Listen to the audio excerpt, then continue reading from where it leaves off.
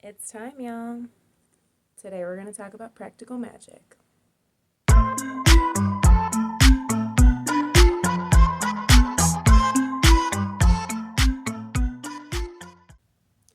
Warning, spoilers ahead, for sure. If you do still want to see or read this story, I would come back and watch this review at a later date. I mostly just want to have a conversation about this. It is a book review and a movie review, but it's also just a conversation. So that's your warning. Let's go. All right, so I watched this movie when it first came out. I don't even remember exactly how old I was, probably like 10 or 11. I'm not going to do the math, but it was a long time ago. And I have always loved it. First off, as a child, I loved Sandra Bullock. Like she's still probably just always going to be a favorite actress of mine. I just always wanted to actually know her in real life. And Nicole Kidman, I also have liked mostly everything I've ever seen her in, I believe. So two of the best actresses ever from at least that time period, right? And both playing these witchy women. All right, we're going to talk about the movie first, and then I'm going to talk about the book. I think probably more people have seen the movie anyway, so I'm just going to bring up a few things that are different between book and movie to start. So, in the movie, the entirety of it pretty much happens, except for a few scenes with Jillian, the entirety of it happens in New England, in the Massachusetts home of the aunts, the Owens family home that was built by Maria Owens. And I absolutely love that vibe from the movie. It was that house, even described in the book, the house is absolutely amazing. It's so magical. Every piece of it, every nail in it has some kind of magical story connected to it. And I really wanted to spend more time in that house. I am really excited to read the other three books in this series. This was the first one that was written, but there are three others. And I'm really excited to read them because I'm hoping to get more of just that house and the family and the lore and all of that. Because that was one of my favorites. Another aspect that I really loved about the movie and always have is not just the relationships between Sally and Jillian, but also the aunts. You know, they're sisters as well, and they have that same kind of sister connection, and so do Sally's little girls. And I love the sister bonds. For me, that's always been a big draw to witchcraft in general is that feminine connection, right? In so many different ways. And I think that the movie is just so cute and beautiful in the way that it shows that. And especially by the ending, again, spoilers, but by the way that they end the movie, how they bring all of the women in town together. And that line that I'm pretty sure I did not read it in the book, which I wish I would have because it's my favorite in the entire movie. I think it's before they exorcise Jillian, if I remember correctly. And this one woman is telling a story regarding her intuition with her children and stuff. And the aunt walks by and she's like, "There's a little witch in every woman." First off, being a witch does not require you to be any particular gender at all. But I do love that line so much. So especially because one of the themes of the movie is that feminine sister connection. And so, yeah, it wasn't in the book. Let me get into some of these big differences. The book does have obviously more time to tell a story. I feel like if the movie was actually going to be a TV show, they probably would have stuck more closely in certain ways to the book because first major difference is that Sally's girls are teenagers by the time the main story of Jillian coming back with her dead, well, his boyfriend in the movie, her third husband in the book. She has some love issues going on. Let's just put it that way. They actually both do. And that's one of the themes in the book for sure that it is in the movie, but it's much more prominent of a theme in the book, I will say, is that they both have these issues when it comes to how they how they view love in like a romantic type of love. Sally is very like cold and like wants to keep it away, and Jillian is so desperate for it, she just like falls for pretty much any cute guy. Let's just put it that way. So Jillian actually it's her third husband that she ends up coming back with in the trunk of her car, believing she has accidentally killed him. This does not happen with Sally in the books. It's a separate, like, she just shows up. And that's the thing, too, is Sally is not living in Massachusetts. I absolutely love the house in Massachusetts, but she does not live in the house. After her husband dies, she takes her daughters and moves to New York City. Actually, it might not be the actual city. I don't remember. So she moves to New York. That's where Jillian brings her corpse ex with her, and the story commences. But like I said, Sally's girls are considerably older, so that's a portion of this book as well, is that you're actually getting some of the perspectives of her daughters, Antonia and Kylie, which the last book in the series is about them, to my understanding. The Book of Magic, I think is what that one's called. That's the only one that I don't have yet. But I do plan on reading them all. But I'm really excited to read more about her daughters, because their story is really interesting too, and their sister connection is also very different. Like, all the different generations of sisters have. It's interesting because they have that sisterly connection, where they will be there for each other no matter what, and really just the family connection in general. Like, they will support each other no matter what. That is still very, very present in the book. However, what I think is more realistic than what they did in the movie is that in the movie it's much more it's that whimsy fairy tale vibe, right? Like, their love is just so strong it can exorcise demons. Well, not demons, I guess, but ghosts, right?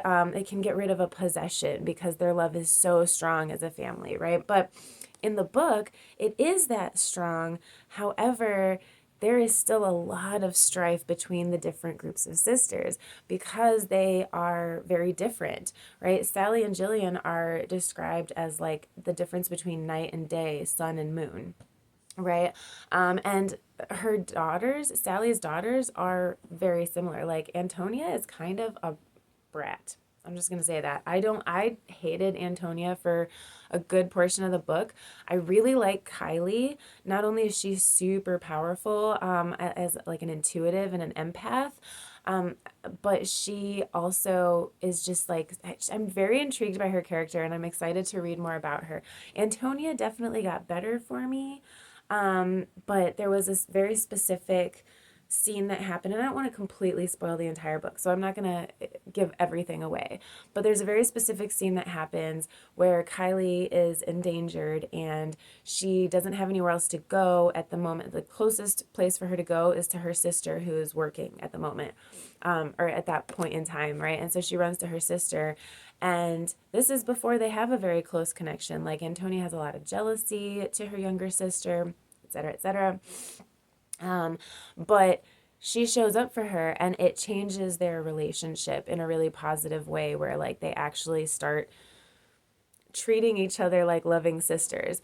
And the same thing kind of happens between Sally and Jillian throughout the book. They're very different, and they have some pretty intense fights that, in all honesty, like, who doesn't have those kinds of issues from time to time with your sister, right? Like, I know from personal experience, my sister and I like love and hate each other. And I say hate in like a very mild way. We don't actually hate each other. But it like, we've had some pretty intense arguments before. We disagree on a lot of things and we're very different. And so if you have a sister, like, you will find some stuff in here pretty relatable. One of the biggest differences, I think, between book and movie with these is that, aside from the ones I've already mentioned, as far as like themes go and things like that, is the movie does have such a whimsy fairy tale vibe, and there is so much magic in it that the sisters do. And I think that that's one of the big reasons that so many people love that movie as well, is because it's so magical. And I think that's why the people who prefer the movie over the book do, because the book does have magic. There's even these really, I love Alice Hoffman's writing for the most part, especially I will say I prefer her earlier in the book when she's more in past tense. Her writing is just much more lyrical and pretty. When she moves to present tense, it almost reads more like a thriller kind of, right? When they get older and they start going through the experience of the whole situation with Jillian coming back with this body in her trunk and everything else, all of that and stuff that they go through later on in life, like that reads much more like a thriller to me in certain ways. And there is definitely still magic, but they're not necessarily like casting spells or doing anything like that. It's like, it's a very subtle magic. So like there's still toads that sprout up when they bury Jimmy's body. Instead of roses blooming like crazy, it's lilacs, which I actually really love that in the book, that it's lilacs instead of roses. And I love that so much because lilacs are one of my like favorite blooming, I don't know, are they trees? Are they shrubs? I love lilacs, and it's one of like the best smells in the world. So the descriptions of like the muggy summer nights and like this like magically blooming lilac tree that's like drawing all this attention. It just like it just makes my senses like yes. Um, so yeah, there's still like toads that start hopping out to the point where they're like kind of overpopulating the city. And there's like there is a moment between Sally and what's his name, Gary, the detective, that comes from Arizona. Which, by the way, a lot of time I feel like passes. Maybe that's just how I read it, but I feel like a lot of time actually passes between Jillian bringing the body and this detective tracking them down. But there is a scene where he like does find Jimmy's ring. It happens different than they make it happen in the movie, obviously. But that is really important because he does, like in the movie, he does use that ring to eventually remove the suspicion, right? And Jimmy is wanted for different things in the book than in the movie, and all of this.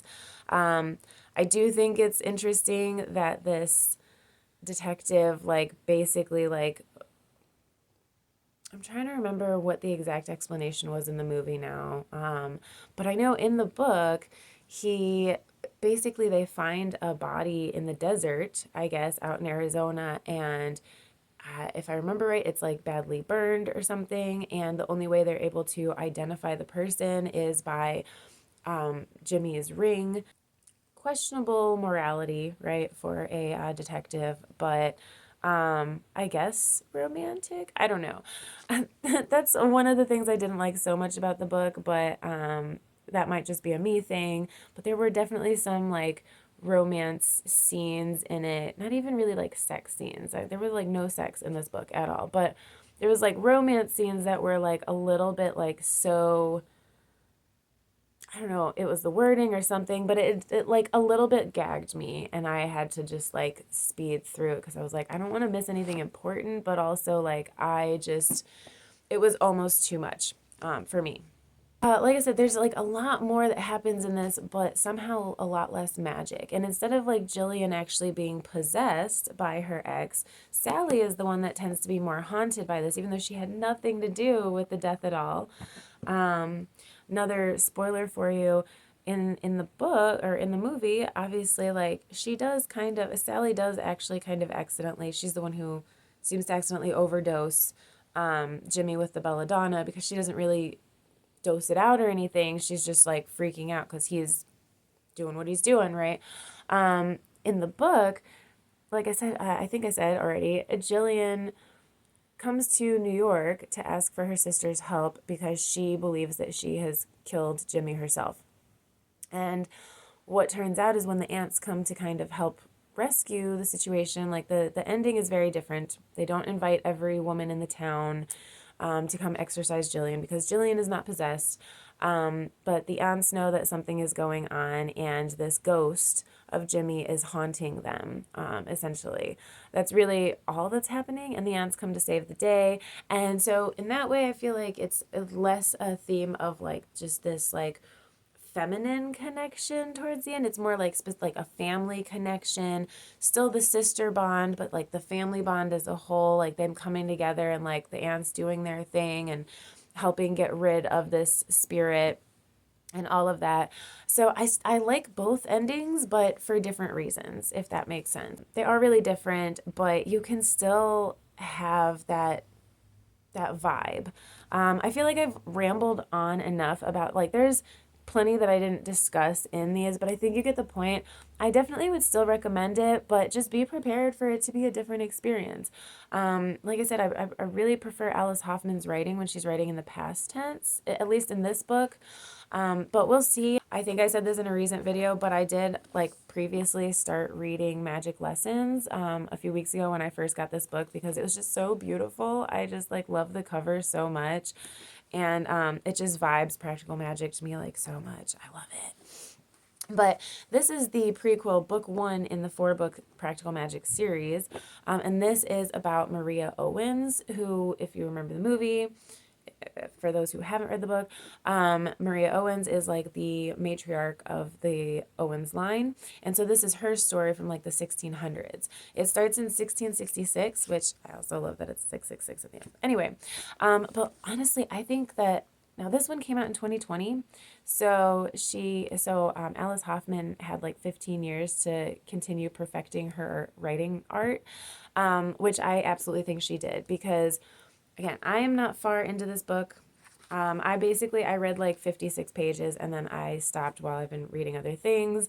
But so far, I absolutely love it. The writing in this one is pure poetry.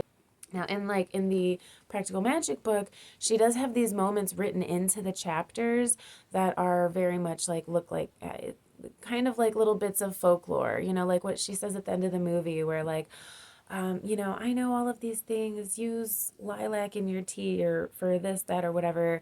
Fall in love as often as you can. All these like little folksy things. Like there's moments throughout the entire book where she does that.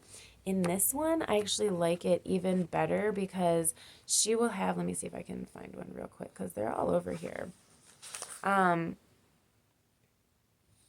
Okay, so this is just a little like clip here that I'm going to read you, but she writes it like a separate little like piece from their witchy grimoire.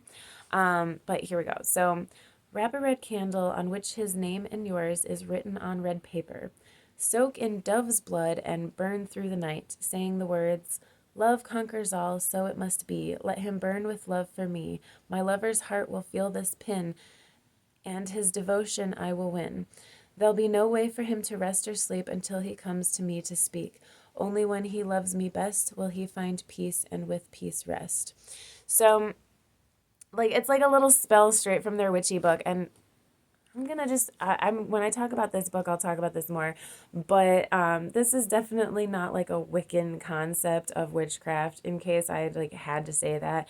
Alice Hoffman's version of witchery in these books is a combination of like old school folklore that was like real pagan folklore and also like things that were believed about witches. So there's like dark and light, the whole dove's blood thing. If you remember from the movie too, like they kill a dove for like not the kind of witchcraft I personally do, but probably also is like something that maybe has been done at some point in the past. People have different ways of doing things, right? But that's one of the things I love about it is it's this combination of like, it's just her very own unique whimsy kind of folksy magic. And this particular one, I don't know if it's because it's like more historical fantasy, like, magical surrealism, this kind of combination of things, but it is so beautifully written. I don't know. So I'm really hoping that the entire book of this one will have that same kind of lyrical style. Like I said, there's like a 15-year difference in when Practical Magic and this one, Magic Lessons, were written. So I think that there is a chance that Alice Hoffman, at least from what I can tell so far, definitely has just improved her art in so many ways. But this was mainly about practical magic. So this video is long enough. If you have stuck around to the end, thank you so much. Please like, share, subscribe, all those things. Comment below. How do you feel? Have you read the book? Have you seen the movie? Do you prefer one over the other? What are your thoughts? Let me know. I'll see y'all very soon. Happy reading.